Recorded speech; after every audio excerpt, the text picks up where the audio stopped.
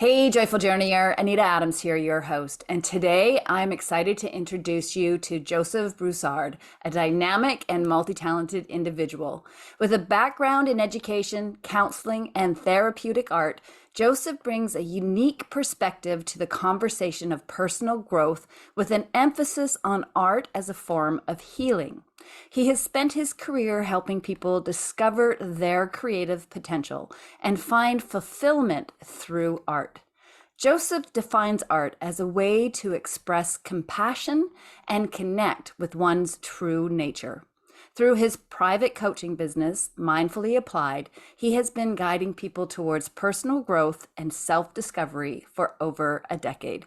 Welcome, Joseph. Thank you so much for being here today. Thank you. It always feels good to be read to, but then to have my accolades read to me feels so wonderful. Thank you. It is good, isn't it? It's like, wow, Yeah, look at me that go. feels great. I feel so confident all of a sudden. I love that. I love that. Well, you've done Thank some, you. yeah, you do some really great important work in the world. So, you gotta shout it Mm, out and let people know what you're doing. So, and I yeah, think let's just breathe, take a moment and breathe that in, shall we? Just inhale that, right? And yeah. expand around that. And this is, I'm kind of already demonstrating. Sorry to interrupt, but just you're presenting me with the perfect opportunity, right? Like to intentionally inhale the energy of this joy that you're expressing right now. Oh, I love And it. so appreciated and heartfelt. And the authenticity of what you're saying is really hitting home. Awesome. Oh, thank you for sharing that with me. And it's a good reminder that we need to stop and take those moments, right? Especially Mm. when people are sharing something about yourself and praising you. Take it in. A lot of us were like, oh, no, no, like we don't want to accept the compliments and the praise. Like it makes us uncomfortable, doesn't it? And we need to Yes. stop and breathe it in and sit in or bask in that moment of self-recognition and allowing others to acknowledge and recognize us. Agreed. Agreed. Awesome. Thank you. Awesome. Thank you, All right. Anita. All right. Let's jump into we're here to talk about art as a form of healing, therapeutic art. So what is it about art that is healing? Well, it's kind of like saying, what is it about life that's healing? Okay. Well, You elaborate. know, right? Uh, Now, someone once called me the eternal optimist. So, please forgive the what do they call it? Little Miss Mary Sunshine part of me. But you know, it's it took me a while when I was first told this by it was actually a supervisor at a job I was working. You're such an optimist, and I just about fell over hmm. because I did not feel like what I was saying was optimistic at all. Hmm. But of course, she was speaking relatively. She was speaking relative to where her mindset was. Hmm. Interesting. And I was speaking to where my mindset was, which is all of life. I couldn't have even verbalized this at the time, but all of life is preparing us for exactly what we really are ready for and need to be prepared for. Right. And a lot of that could be described in this one beautiful word, healing, that you're using today, which I very much appreciate. Hmm. So, my work, which was very early on, very traditional and set in a salaried position, it was in the public school. So, there was this emphasis on practicality. And, for me to go around blowing the sunshine where the sun don't shine, was only going to be so useful. It was it wasn't practical. Pollyanna is another term that you hear, right? Like someone who's just forcing. It's one thing to talk about joy and to breathe it in and to emphasize it. It's another thing to kind of force it on people. Hmm. So at the beginning was this emphasis on sort of the mechanics of, well, if I believe all of life is healing and that I can share this or be an emphasizer of it, how do I do that? And it started in the classroom. And it became artful because literally creative writing became the only thing I cared about. I was a literature teacher, and it became a creative writing class that my heart and soul just was poured into. No homework in that class. Hmm. Homework didn't work. Hmm. What did work was art, which was of the moment expression. Hmm. And what it does is it emphasizes life. It emphasizes life at its most naturally experienced form, in its most naturally experienced state, you might say. So in my bio, that's why I spoke of true nature. That's what I meant of true nature. Because as humans, I believe a good way to say it is we're kind of walking around not knowing what we're made of, but we get to sense it with all these senses. We get to touch it, we get to see it, we get to smell it, taste it, and we get to breathe and have this full sensory experience of the whole ball of wax, so to speak. In fact, it could just be described as we're walking around sense organs, walking, talking, breathing, sensing Yeah. things. And so art became this just natural way to talk about this, because you can hear me kind of struggling to find words, right? Like it's kind of hard to put people in touch with themselves, as silly as that sounds, with No, what it they doesn't quote sound unquote silly at really all. are. Yeah, no, I get that. And what I'm really hearing is that this is art is a form of really getting present, using art as a form to really get present in the moment. Mhm. Yeah, on the nose. Yeah, because On the like nose. using all your senses to be of the moment expression. I love that. Of the moment expression. And Yes. like I feel like for just my own past experience and what I've gone through when I'm feeling stressed and anxious, I go into nature to help feel grounded and present, and I use all of my Yes. senses to help calm me, which is healing. It is a healing exercise. So what you're talking about is that same thing, but in a form of expressing what you're experiencing the moment. I'm you're nodding your head, so I feel like I've got it. I'm understanding. You got it. And we Awesome. can, since we're in these bodies that appear limited, we can talk about expression versus absorption. And so often what I hear in my therapeutic business, right, that I started after my public education career, was this pining to go into nature. Mhm. Just in fact, I met a lot of environmental therapists, a lot of wild, in the wild therapists, in the latter part of that career, and just using nature to be what you might say more absorptive than anything. And we have this sense of internal versus external. And it's just another way, here's another keyword, to play, to play. It's Yes. like art is a ball, and we get to play with, we understand what to do with the ball.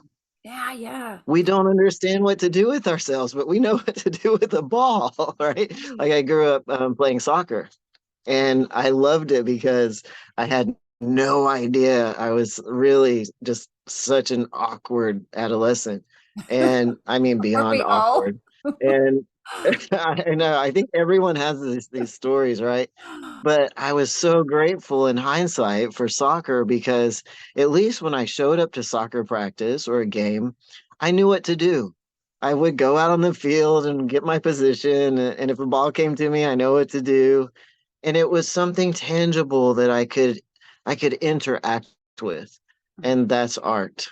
Yeah, that's awesome. I love that. I love that you are talking about play as well. This is something that I have been sitting with a lot lately. I feel like I keep getting this message to play, and to talk to people Yeah. about play. So the fact that you're here on my show today and you bring up play, I feel just is reinforcing that importance that we all need to have more play in our life. And art is such a great way to play. So awesome. It really is. It Yeah. really is such a great way to play. Let me ask you, can you do any form of art to experience the healing benefits, or is there a specific medium that is best, a specific way to play with your art? I'm so glad you brought this up because it really addresses sort of the nervy part of this, right? Like I can't take creative writing courses because I'm not creative. That's what we're sort of all walking around thinking. Right. And um, if you believe you're not creative, a creative writing course might be the perfect thing for you. Hmm. Is sort of the reality of it. Um, can you repeat the question? So, yeah, I'm trying to get a sense of whether art, if there's one form of art that is better to help with the healing, or if you can literally do like paint rocks or I don't know, dance or play a musical instrument or whatever whatever you define art as being. Like I'm assuming that it doesn't matter, but I'm curious if there is one form of art that is better than another for specifically for the healing process. Yeah, and I would say um, unequivocally they're all equal, and you're literally making it up. In Hmm. fact, art is a way to actually tangibly see yourself as the creator, is another way to say it. Hmm. I like The that. creator that you are. Yeah. Okay, and you And just touched. so you're a unique creator, Hmm. right? You're not the one and only creator. You're a unique creator, as am I. Is my creating better than yours? Or is my favorite way to create better than yours? We could take the nature aspect. One reason people are going into nature is because we hear differently, we absorb differently, we taste, sense differently, and and therefore we express differently. And it feels better somehow. Yeah. Okay. Yeah, that's awesome. So if there, you commented earlier about not feeling some, I think clients perhaps you're referencing who have said that they're not creative. Um, Mm. how do you address that? I mean, like how do you how do you address somebody that says that they're not creative, so therefore they shut the door. This is not for me because I'm not creative. Yeah, it's really an interesting answer to me because it's the answer to most therapeutic questions. The answer is listen. If you listen long enough, you'll hear them talk about their creativity. Listen to the client, listen to the individual, or are you telling the individual, the client, or who's listening to this to listen to themselves? It's never about what I'm telling them, and it's always about what I'm hearing them say. Okay. Yeah. Okay. So if I listen, see, what's happening most of the time is that someone is talking, I am talking right now, without really listening to myself very carefully. You're listening to me more carefully than I am. Because once I express it, it's such a relief that it's out of there, out Mm, of here, it's out there, and I can just let it go. hmm. That's one reason people are willing to pay for therapeutic services, especially ones that are talk based. Right. And it's most people's comfort zone. So I did something really wild and crazy. I put a sand tray in my therapy office about 6 years ago. A sand tray. It's a miniature sandbox. Mm, Um, and literally people would take one look at it and go, "What is that?" And they would immediately get scared, and mm, they would be like, "I am not creative," like insistent.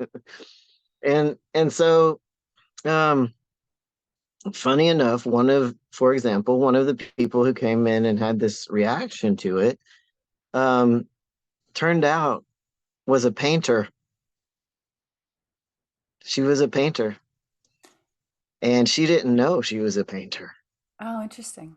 Okay. And so we did sessions, and for whatever reason, it kind of, because I had purchased not only the training to use the sand tray appropriately, but also the sand tray itself to use therapeutically. Um, it stuck out to me, that she had said, I am not creative. And then one day she just comes in. It wasn't hard to detect at all.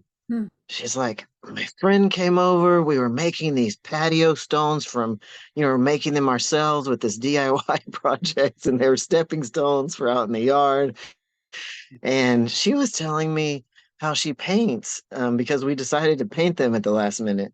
And I asked her to show me some of her stuff, and it looked like just like some of my stuff. And I was like, "Oh, you have stuff?" you know? That's And all awesome. of a sudden, she just began painting watercolors.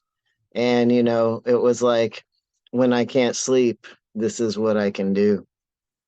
That's really neat.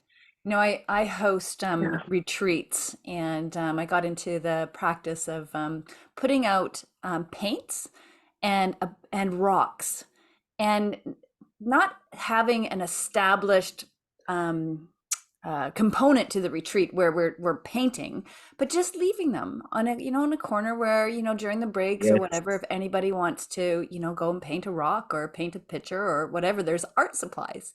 And Yeah.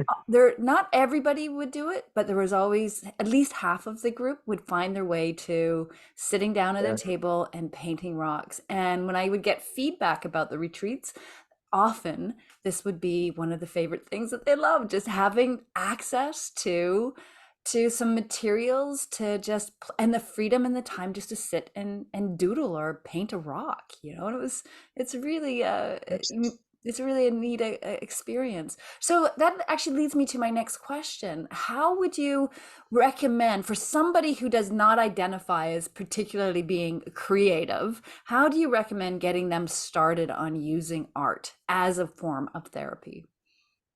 What you've done is create a tangible invitation in the example that you've already given, right? You've put the art supplies out there. That's Yes. a very tangible invitation. I strive to make nothing I do as a coach forceful in the least bit. Everything non-forceful. Well, how do I do that? A lot of silence, a lot of listening.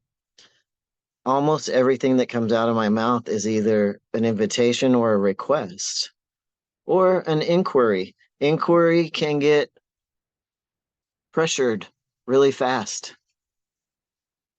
It can get pressured really fast. And there are always people who want me to be the inquirer so that the pressure is taken off of them to speak, which is sometimes really the worst thing I could do. Because this creative expression, not only does it come out of us all the time,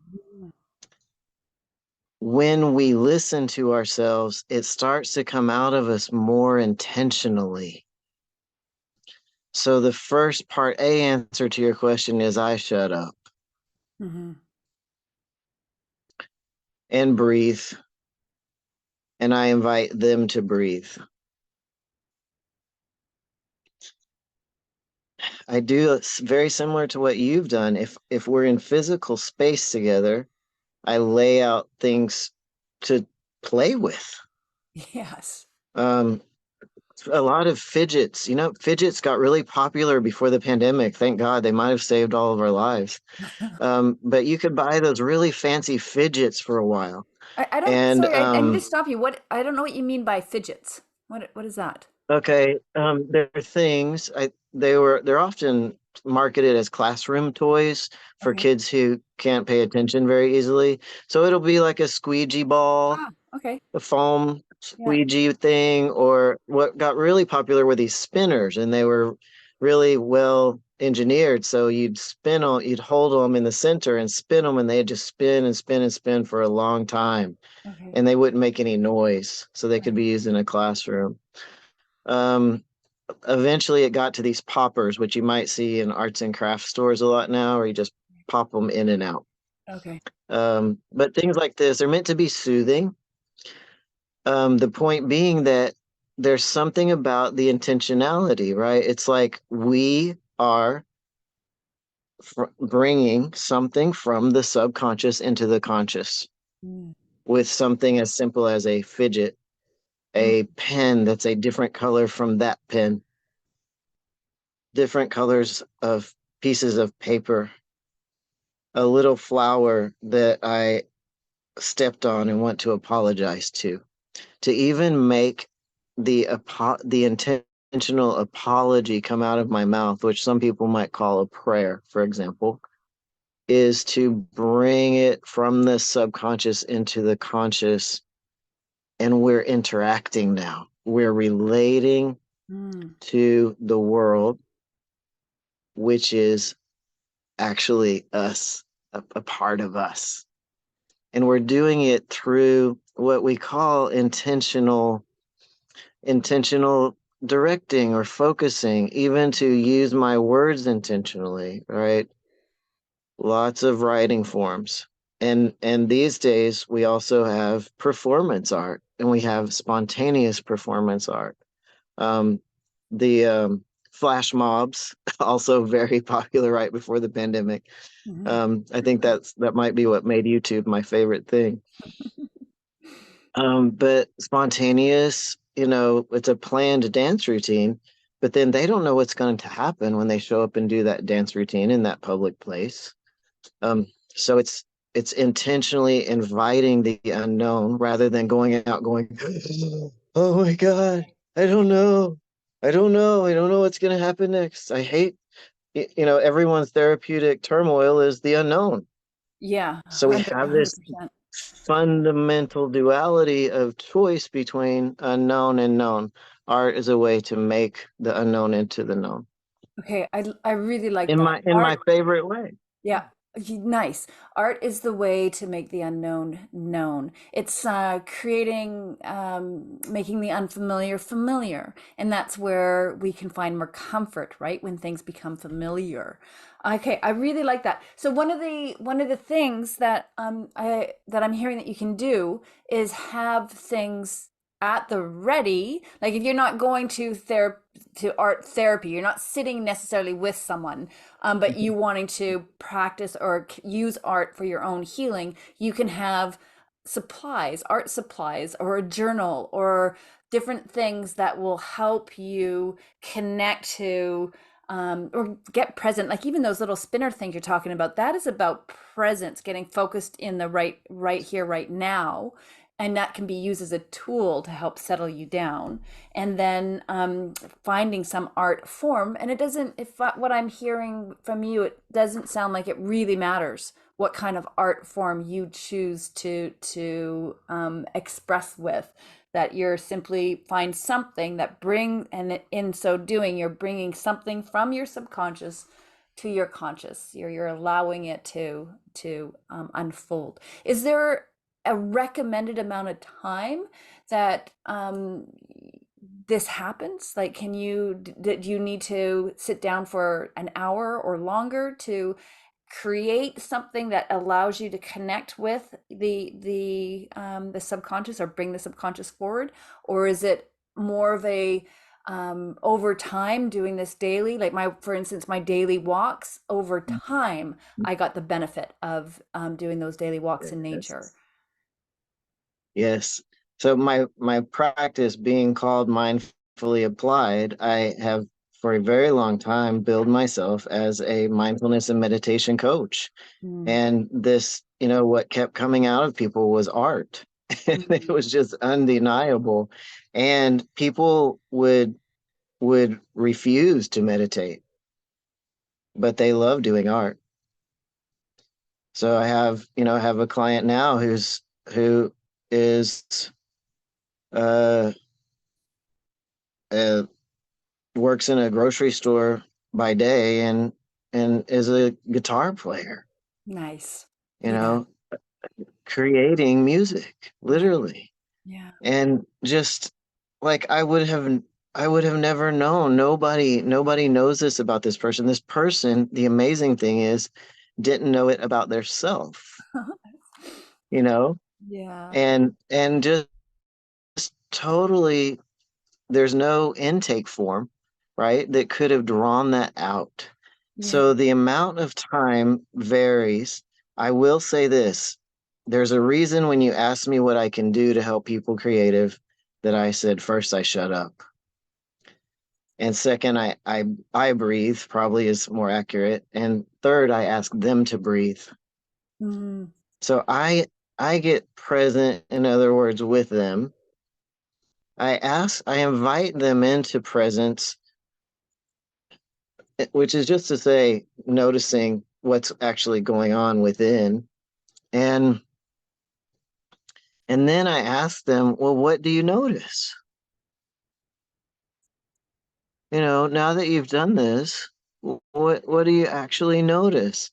And there's a technique. I've just heard it metaphor, therapeutic metaphor, but you ask, uh, where does this live in your body? How, do you feel it sort of living somewhere or stronger in a certain part of your body? Does it have a color?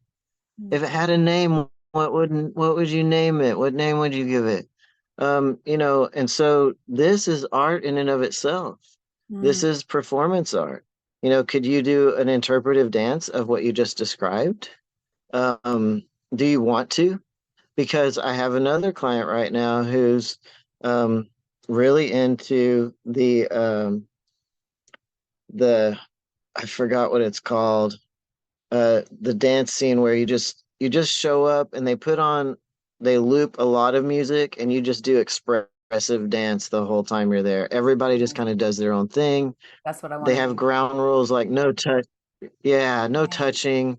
You're just there to really express with your body. This Nice. is art. And so I found it way easier to talk to people about, their art um, than their trauma or their drama. Yeah. Interesting. So when a client comes to you, you're basically where you're starting with them is helping them to identify the modality that is going to speak to them to help them connect with and I would use the term connect with their higher self because that's my language, connecting to that Yes. part of themselves. Um, I love that. Okay, very, very interesting. And then the work progresses from there in the client going deeper into understanding who they are. Is that am I Yes. correct? Is that they through art they're better understanding who they are. But first they need to find the space where they want to play, whether it's painting, writing, dancing, juggling, whatever it might be. Yes. Yeah. Uh, yeah, you're picking up on my inner juggler. How did you Yeah. know that I do that? Um, Awesome. I had a secret desire as a child to be a clown, and Okay. it's funny now because I hate being in front of crowds. But I don't mention the word art, right?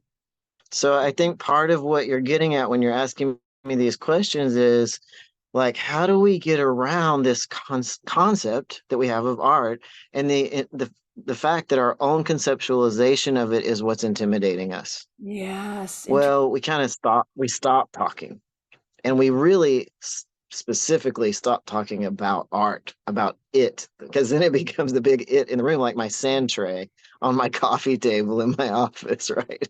The first thing people see when they come in and they're just intimidated, they're just like shutting down in response to this mild, subtle implication that they might be asked to be creative. And so listen first, universal rule. Hmm. And I'm listening with an ear at this point. This is where I've evolved to, I guess you could say, is I'm listening with an ear of art and play. Um, you could say it kind of all started in formalized training with a laughter therapy training I went to. Mm, Um, and I just thought this was so great. And I found myself embarrassed to execute to actually go and lead a laughter therapy group. mm, Um, and so I was like, let me play with this for a while. Let me feel it out in these one-on-one sessions and see how this actually works. mm, How do we invite people to get to know themselves? Well, mainly we become their mirror, and because they're comfortable getting to know me, which they're not really doing because my job is to be reflecting. mm, And I do that with not only my posture, but with my words, with my demeanor, with my tone. Um, if I see the artist in them, then I am to verbalize it. And that's the reality of the answer to this question that you're posing, I think, in a few different ways, right? mm, Like, other than that, leave the objects out that represent art. Put art on the walls. Blank paper and a pen is really great for most people because session time is limited. And I would love to just have them in there doing art. But what I also found was if I said, okay, this is going to be an art therapy session, uh, I don't like crayons. Get these markers away from me. This sand tray is intimidating. And the more I piled it up around the office, the more it was sort of rejected. So it had to be approached as something that came from them. I listened for it again and again and again because I kept hearing it. I wasn't smart enough to be an art therapist when I went to school. It had to be uncovered in this way so many times. And at this point, I'm doing it because I'm doing it out here, sharing it with other people in this way because I do it in here. mhm. And it's so healing. Yeah, beautiful. And we get to pick our favorite. It's like so fun because I get to pick. I That's really part of the point is if I love coloring with crayons, then I should just go get some crayons and start coloring. Yeah, So the action plan, what happened was the action plan of my session started changing into things like, okay, whatever you do before the next time I see you, go get some butcher paper and crayons. you know, yeah. Even just buying it and putting it in their home Now that's is how interesting. it all unravels. Yeah, really interesting. I know that there's some those adult coloring books took off a number of years ago, and I think that that might be Yeah. a response to this need for us to be creative. We are all by nature, we are all creative beings, right? So just Yes. finding the avenue that works for you. Do you have any advice on how people could get started in exploring their creative expression and finding the right modality for them? Stop. Yes. So we as practitioners need to stop telling people and insisting that they are creative, Okay. right? So we need to stop doing that and we need to start listening for the creativity as they express it and then get curious about it ourselves. Okay. So being that And mirror, that's what but we need. yeah, yeah, Yeah. And so what we're doing is often called habit stacking. yeah, Right. So it's habit stacking around specifically creativity, art, play. For a lot of people, it's just getting playful, um, laughing, telling jokes. Uh, I've had business people in coaching sessions who really came for a much more personal reason, but their art became Toastmasters, like giving speeches. Yeah, It's a way, orating, is a really artful thing because when you go to Toastmasters, they'll tell you it's better if you just get up there and start telling your story. 100%. Yeah, I like that. I think that's really solid advice about starting with just getting playful, finding the play, and through play we find expression, right? So Yeah. And that's even awesome. with couples having a ball Yeah. and just asking them to toss the ball back and forth to each other, um, to make to make communication into a game, Ah, neat. because what is happening is what we're creating most of the time inside of us is angst and Yeah, anxiety yeah, and pressure because we're in duality yeah, existence. yeah. So it's usually experienced most poignantly as this pressure. And when we play or create intentionally, we will release that pressure. And the way we release it is by expression. And so if I want to use Play-Doh to do that, that just because that just feels good in my hands. Does. It's cold when I pick it up and it gets warmer when I squish it. And, that lo and behold, that impacts how I talk to other people. That impacts how I write my emails. It affects everything. It is, could also be, to your point, a form of mindfulness. Yeah. That's great. I love everything you're saying. Yeah. Joseph, it's been such a delight getting to know you a little more through the podcast and learning about the work that you're doing. I love Yeah. that you're helping people connect with basically it feels like their inner child, so that they play more, they Yes. find more joy, they have that expression, they bring the unconscious or the subconscious to the conscious. I love all of that. So thank you for sharing your gifts, your wisdom, your insights, and yeah. And Joyful Journeyer, thank you so much for tuning in. If you enjoyed this podcast, please rate it, or write a review, give us the thumbs up, whatever. Help us reach more people because the more people that rate it and write reviews, the more we can reach a larger audience and share the wisdom that is shared here on this show. So thank you so much for tuning in, Joyful Journeyer, and we will catch you next time. Bye for now.